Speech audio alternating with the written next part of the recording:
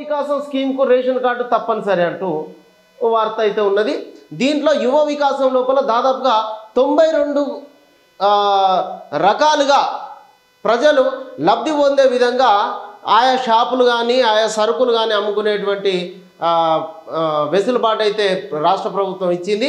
దీంట్లో 4 లక్షల వరకు నిరుద్యోగ యువతకేమో ఉద్యోగ అవకాశాలు, నిరుద్యోగులుగా మిగిలినటువంటి యువతకేమో ఉపాధి అవకాశాలను కల్పిస్తూ రాష్ట్ర ప్రభుత్వం రాజు యువ వికాస పథకాన్ని ప్రారంభించబోతా ఉన్నది. దీనికి రేషన్ కార్డులు తప్పనిసరి చేయడం జరిగింది. రేషన్ కార్డు లోపల కొత్త రేషన్ కార్డులు ఇప్పుడే దీనికి సంబంధించి దాదాపుగా రేషన్ షాపుల లోపల 3 కోట్ల మంది లబ్ధి పొందేటువంటి అవకాశం ఉన్నది. ఈ కొత్త రేషన్ కార్డులను కలిపితే 3 కోట్ల రేషన్ కార్డులు కొత్తగా వచ్చిన వాటితో కలిపితే రాష్ట్రం లోపల 3 కోట్ల రేషన్ కార్డులు ఉన్నట్టుగా తేలింది. దీంట్లో రేషన్ కార్డులో పేరన్న ఉండాలి.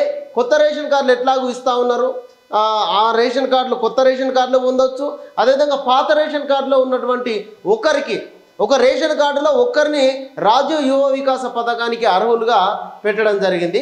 కాబట్టి ఖచ్చితంగా ప్రతి ఒక్కరైతే ఎలిజిబుల్ ఉండేటువంటి అవకాశం అయితే ఉన్నది. ఇది రాష్ట్ర ప్రభుత్వం ప్రతిష్టాత్మకంగా తీసుకున్నటువంటి ఈ పథకం. దీన్ని సద్వినియోగం చేసుకోవాలంటూ కూడా అందరూ చెప్తా ఉన్నారు. ఇక